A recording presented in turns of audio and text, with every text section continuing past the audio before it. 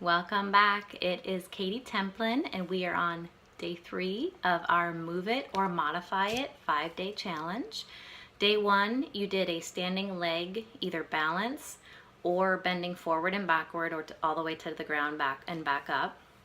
You did a modified squat.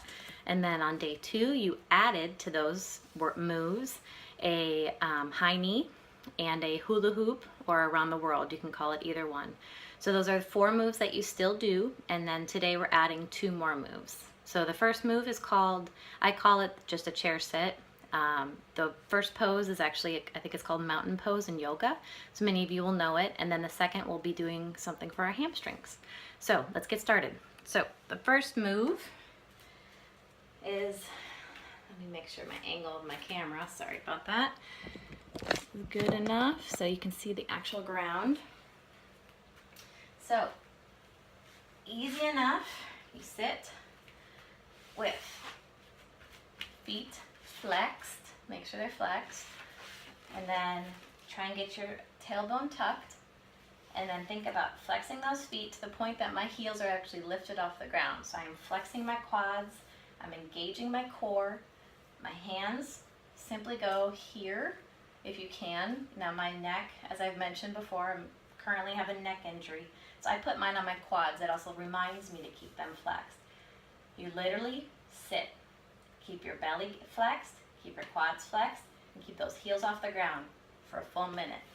Those of you who want a little more challenge, though you'll find that that one after a minute tends to feel challenging, you can also do a traditional chair sit against a wall. So you just basically act like you're sitting in a chair, leaning on the wall. Same thing. Hands on your quads, or you can have them down at your sides, and you just sit for a full minute. For me, it's a little much with my injury. So that's your first one. Second one today is a hamstring pull or hamstring kick. So this one, I like to do it especially with my neck against the wall, but since that just shows you my booty, I'll show you the side first. So stand kind of with your feet shoulder width apart. You always want to get a good base when you're going to be moving.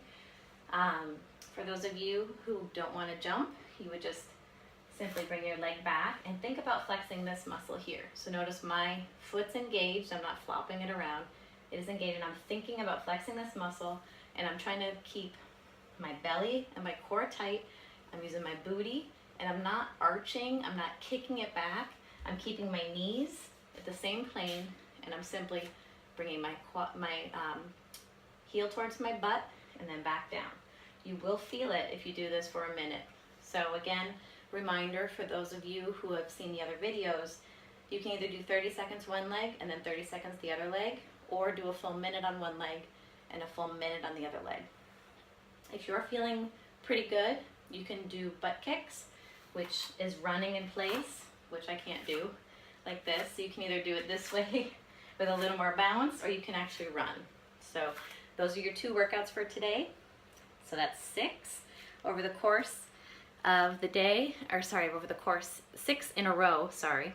So you'll have 6 minutes at least, and if you would like to, you can do rotations, so you can do a couple cycles of that if you want a little bit more workout. So that was day 3. See you tomorrow.